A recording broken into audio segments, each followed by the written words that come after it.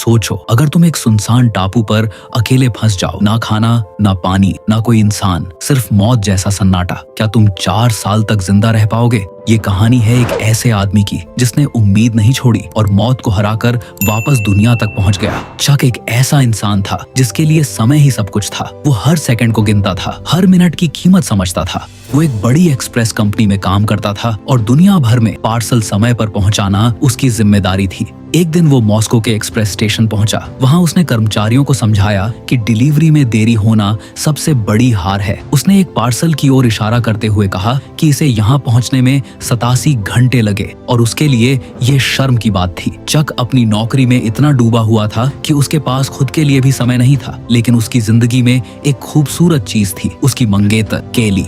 दोनों जल्द शादी करने वाले थे और इस बार न्यू ईयर साथ मनाने का सपना देख रहे थे। क्रिसमस की रात दोनों कार में बैठे अपने भविष्य की बातें कर रहे थे। केली ने चक को एक खूबसूरत घड़ी गिफ्ट की जिसमें उसकी तस्वीर लगी थी। चक भी केली को एक खास गिफ्ट देने वाला था। शायद वो प्रपोज करने वाला था, लेकिन किस्मत को कुछ और मंजूर था। चक को अचानक काम के लिए फ्लाइट पकड़नी पड़ी। उसने वादा किया कि न्यू ईयर से पहले वापस लौट आएगा। फ्लाइट उड़ चुकी थी और चक हमेशा की तरह पार्सल की डिलीवरी को लेकर परेशान था, लेकिन तभी आसमान में भयंकर तूफान आ गया। पूरा विमान जोर जोर से हिलने लगा, लोग चीखने लगे, ऑक्सीजन मास्क नीचे गिर गए। चक ने सीट बेल्ट बांधी ही थी कि अचानक विमान बुरी तरह समुद्र की तरफ गिरने लगा। चारों तरफ अफरा तफरी मच गई। उसी दौरान उसकी मंगेतर की दी हुई घड़ी नीचे गिर गई। चक अपनी जान जोखिम में डालकर उसे उठाने गया, क्योंकि वो घड़ी सिर्फ एक गिफ्ट नहीं, उसकी मोहब्बत थी। लेकिन अगले ही पल विमान सीधे समुद्र में जा गिरा। पानी तेजी से विमान के अंदर भरने लगा। हर तरफ मौत चीख रही थी। चक किसी तरह लाइफ राफ्ट तक पहुंचा और वही उसकी जिंदगी बचा गई। जब उसने समुद्र में तैरते हुए पीछे देखा तो पूरा विमान आग के गोले में बदल चुका था। अब वो इस दुनिया में बिल्कुल अकेला था। लहरें उसे बहाते बहाते एक सुनसान टापू तक ले आईं। जब उसकी आंख खुली तो चारों तरफ सिर्फ समंदर था और खामोशी। ना कोई इंसान, ना मदद, ना बचने की उम्मीद। चक ने जोर जोर से चिल्लाकर पूछा, क्या यहाँ कोई है? लेकिन जवाब में सिर्फ हवाओं की आवाज आई। उसने रेत पर बड़े बड़े अक्षरों में हेल्प लिखा ताकि शायद कोई जहाज उसे देख ले। उसने केली की तस्वीर को देखा और सोचने लगा, काश वह इस वक्त उसके साथ क्रिसमस मना रहा होता। चक सिर्फ 1 महीने के काम के लिए निकला था, लेकिन अब उसकी जिंदगी पूरी तरह रुक चुकी थी। रात होते ही उस सुनसान द्वीप पर एक अजीब सी आवाज गूंजने लगी और यहीं से शुरू होती है चक की असली संघर्ष भरी कहानी। अगली सुबह जब वह उठा तो उसकी लाइफ सपोर्ट लहरों में बह चुकी थी। उसने किनारे पर पड़े एक काले पेड़ के तने को उठाया और उसे सहारे की तरह इस्तेमाल करने लगा। अब उसका हर दिन समुद्र किनारे बहकर आने वाले पार्सलों को इकट्ठा करने में गुजरने लगा। 2 दिन बाद उसे कुछ जंगली नारियल मिले, मगर उनका खोल पत्थर जितना कठोर था। उसने पत्थर से उन्हें तोड़ने की कोशिश की, लेकिन पत्थर ही टूट गया। टूटे हुए पत्थर का एक टुकड़ा आदिम युग के हथियार जैसा दिख रहा था। चक ने उसी को औजार बनाकर नारियल को घिसना शुरू किया। काफी मेहनत के बाद आखिरकार नारियल टूट गया और उसने बचा हुआ नारियल पानी पी लिया। तभी उसे एक तेज धार वाला पत्थर मिला, जिससे उसने नारियल में सही तरह छेद बनाया और इस बार भरपूर नारियल पानी पिया। उस ठंडे पानी ने उसे नई ऊर्जा दे दी। अब चक ने पूरे द्वीप को ध्यान से देखना शुरू किया। उसे एक गुफा मिली जो रहने लायक लग रही थी। फिर वह द्वीप के चारों ओर घूमता हुआ सबसे ऊंची चोटी तक पहुंचने निकल पड़ा। रास्ते में समुद्र के कोरल से उसके पैर बुरी तरह कट गए और खून बहने लगा। उसने अपने कपड़ों से पैरों को बांधा और लगातार संघर्ष करते हुए आखिरकार सबसे ऊंची चोटी तक पहुंच गया। वहां से उसे चारों तरफ सिर्फ अंतहीन समुद्र दिखाई दे रहा था। उसका रेस्क्यू सिग्नल दूर से साफ नजर आ सकता था। तभी उसकी नजर समुद्र में तैरती एक लाश पर पड़ी। चक तुरंत नीचे भागा और समुद्र में कूद गया। वह उसके साथी कर्मचारी की लाश थी, जिसका चेहरा पूरी तरह मिट चुका था। चक ने उसे किनारे तक खींचा, वाटरप्रूफ टॉर्च और आईडी निकाली। तभी उसे पता चला कि यह उसका वही साथी था जो हादसे में लापता हो गया था। आखिरकार चक ने उसे द्वीप पर दफना दिया। उसने पत्थर को कब्र का निशान बनाया और उस पर अपने साथी का नाम और जन्म मृत्यु की तारीख उकेर दी। गुफा में लौटकर चक हर दिन अपनी मंगेतर की तस्वीरों को देखता और जीने की उम्मीद बनाए रखता। एक दिन उसने पत्तों पर जमा ताजा पानी देखा और उसी से अपनी प्यास बुझाने लगा। फिर उसने पेड़ों के नीचे मछली पकड़ने की कोशिश शुरू की। एक रात समुद्र किनारे बैठे हुए उसे दूर कहीं हल्की सी रोशनी दिखाई दी। वह शायद किसी मछुआरे की नाव थी। उसने अपनी टॉर्च को पूरी ताकत से हिलाना शुरू किया, लेकिन धीरे धीरे सुबह होने लगी और वह छोटी सी रोशनी धुंधली पड़ने लगी। फिर भी चक ने हार नहीं मानी और अपनी छोटी लाइफ बोट लेकर समुद्र में उतर गया। वह पूरी ताकत से नाव चलाता रहा, लेकिन समुद्र की लहरें उससे कहीं ज्यादा ताकतवर थीं। तभी कई मीटर ऊंची एक विशाल लहर उसकी नाव से टकराई। जिंदा रहने की चाह उसे आगे बढ़ा रही थी, लेकिन अगली ही लहर ने उसकी नाव को कोरल चट्टानों से दे मारा। उसकी जांघ बुरी तरह कट गई और समुद्र का पानी धीरे धीरे लाल होने लगा। चक किसी तरह वापस किनारे पहुंचा और कपड़ों से अपनी जांघ कसकर बांध ली। तभी द्वीप पर भयानक तूफान और मूसलाधार बारिश शुरू हो गई। घायल हालत में वह घिसटता हुआ गुफा तक पहुंचा। तभी उसने देखा कि गुफा के अंदर एक गड्ढा है, जहां चट्टानों से बहता बारिश का पानी जमा हो रहा था। कुछ घूंट पानी पीने के बाद वह बेहोश होकर गिर पड़ा। होश में आने के बाद उसने लोगों के पार्सल खोलने शुरू कर दिए।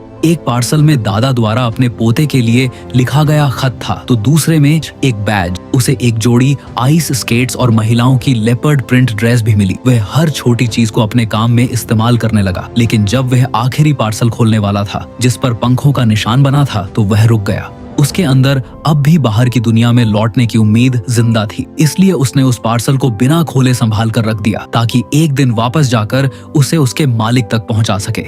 उसने स्केट्स को अपनी घायल टांग पर बांधकर सहारा बनाया। लाइफ बोट तंबू बन गई। पार्सलों का कागज चादर बन गया। अब नारियल काटना आसान हो गया था। महिलाओं की लंबी ड्रेस से उसने एक मजबूत जाल बनाया और आखिरकार कई महीनों बाद चक ने पहली बार ताजी मछली पकड़ी और पेट भरकर खाना खाया। तभी उसकी नजर समुद्र किनारे चलते हुए एक केकड़े पर पड़ी। उसने तुरंत एक लंबी लकड़ी बनाई और केकड़े का शिकार कर लिया, लेकिन जब उसने उसे खाने की कोशिश की, उसका मांस चिपचिपा और अजीब था। अब चक समझ चुका था कि अगर उसे जिंदा रहना है तो उसे आग जलानी ही होगी। उसने लकड़ियां इकट्ठा की और घंटों तक उन्हें रगड़ता रहा। आधा दिन बीत गया। अगली सुबह उसने सूखी पत्तियां रखी और फिर से कोशिश शुरू की। मजबूरी में वह फिर सूखे नारियल के छिलके खाने लगा। तभी उसके दिमाग में एक नया तरीका आया। उसने घास के सामने सूखा नारियल रेशा रखा और लकड़ी को तेजी से रगड़ना शुरू किया, लेकिन लकड़ी टूट गई और उसके हाथ में गहरा घाव हो गया। हथेली से खून बहने लगा। गुस्से में चक ने लकड़ी उठाकर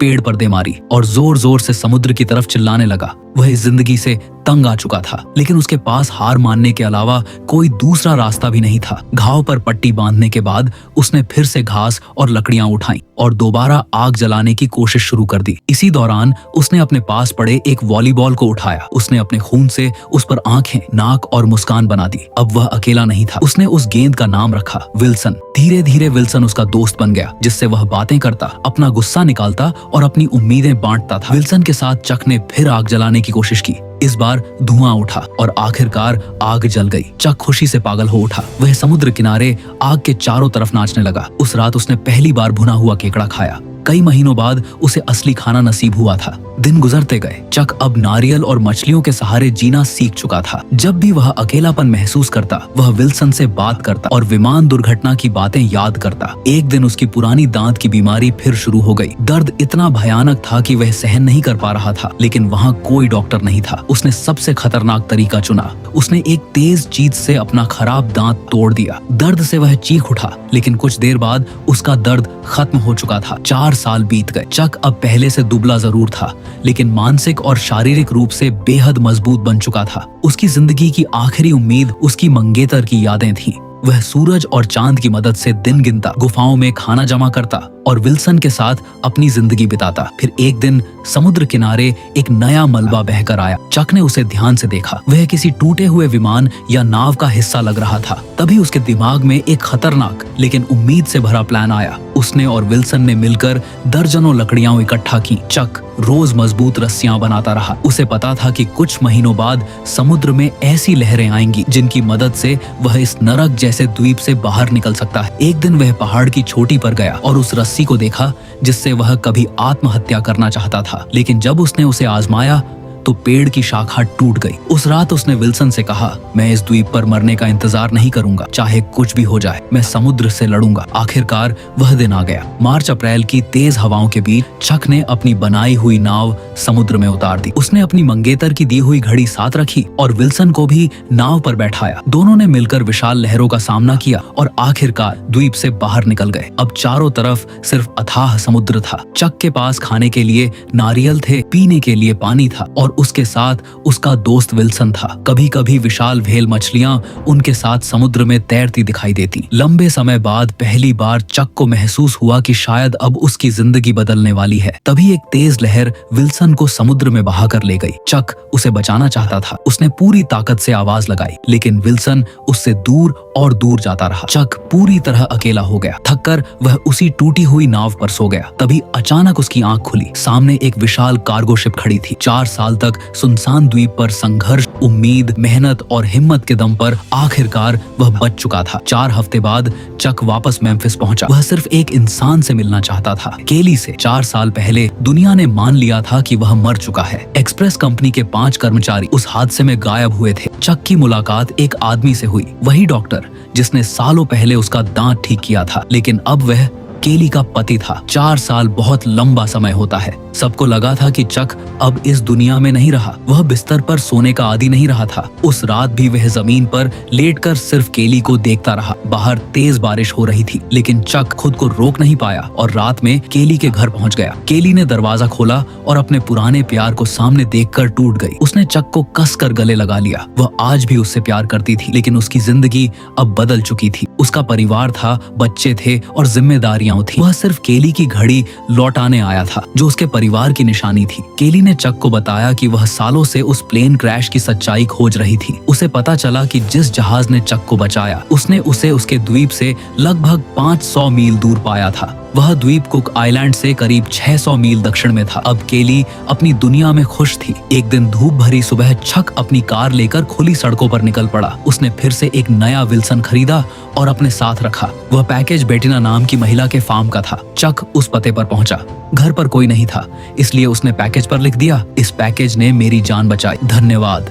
चक नोलैंड। वापस लौटते समय वह एक चौराहे पर रुका। उसे समझ नहीं आ रहा था कि अब जिंदगी किस दिशा में जाएगी। तभी एक खूबसूरत महिला पिकअप ट्रक में वहां आई। वही बेटिना थी, उस फार्म की मालकिन। अकेला चक और अकेली बेटिना। जिंदगी अब उसे नए रास्तों की तरफ बुला रही थी। आखिर में चक उस चौराहे के बीच खड़ा था। उसके सामने अनगिनत रास्ते थे और हर रास्ते में नई उम्मीद छिपी थी। यही जिंदगी है, कभी सब कुछ छीन लेती है तो कभी जीने की नई वजह दे देती है। अच्छी फिल्में सिर्फ देखी नहीं जाती, महसूस की जाती है। यह कहानी हमें याद दिलाती है कि जिंदगी कितनी भी मुश्किल क्यों ना हो, इंसान उम्मीद के सहारे हर तूफान से लड़ सकता है। और जो लोग हार मान चुके हैं, उन्हें जिंदगी के लिए लड़ना चाहिए। वीडियो पसंद आया हो तो लाइक करके चैनल को सब्सक्राइब जरूर करें। मिलते हैं अगली वीडियो में।